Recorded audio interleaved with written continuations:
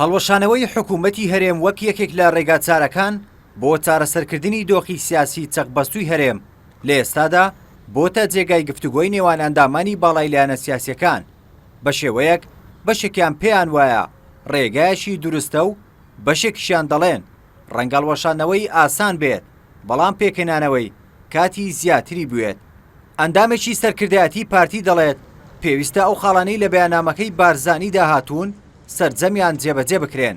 ئاماژە بەوەش دەکات کە دەکرێت لە پێکەنانی کابینەیەکی نوێدا هەموو حیزبەکان بەشدار نەبن.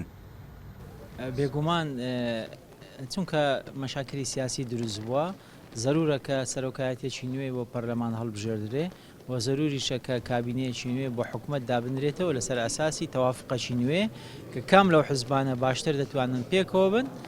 شەرت نییە هەموو حیزبەکان بێ، دەکرێت هەموو نەبن، هەندێکیان بن. بەشێک لە حیزبەکان پێیان وایە هەرسێ سەرۆکایەتیەکەی هەرێم لە ژێر پرسیاردان بە شێوەیەک سەرۆکایەتی هەرێم پاڵپشتی یاسایی نییە و پەرلەمانیش پەک خراوە و حکوومەتیش بە تەواوی شکستی هێناوە لە جێبەجێکردنی یارکەکانیدا بە تایبەت لە بواری داراییدا. یەکگرتووی ئیسلامی لە ڕاگەیاندراوێکدا پشتگیری لە پێکەنانی حکوومەتێکی نوێ دەکات، بەڵام ئەندامێکی سەرکردایەتی ئەو حیزبە دەڵێت پێویستە پێکەنانی حکوومەتی نوێ پشت بە دەستکەوتی هەڵبژاردنەکان ببەستێت. ئێستا کە پەرلەمان چاودێری حکوومەت ناکەمە نایوایە شەرعەتی قانونی و یاسایی لە دەستداوە، بۆیە سەر لە نوێ ئەبێ لەگەڵ کاراکردنەوەی پەرلەمانی کوردستاندا حکوومەتێکی نوێ پێک بهێنرێت تا ساتە وەختی هەڵبژاردن و پێویستە پشت ئەستور بێ ئەم حکوومەتە بە ئیستیحقاقی هەڵبژاردن و ئیتفاق و ڕێکەوتنی نێوان هەموو هێزە سیاسیەکان.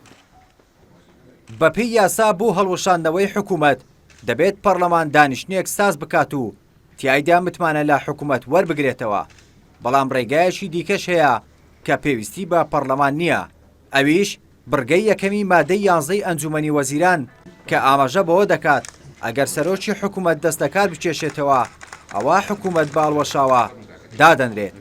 ئەندامێکی سەرکردایەتی کۆمەڵی ئیسلامیش دەڵێت ڕەنگە هەڵوەشاندنەوەی حکوومەت بەلای زۆربەی حیزبەکانەوە قبول کراو بێت، بەڵام پرسیارەوەیە بۆ دووبارە پێکەنانەوەی کابینەی نوێ حکوومەت ئەوانە چێن کە گفتوگۆ دەکەن و کێن ئەوانەشی کە بەشدار دەبن.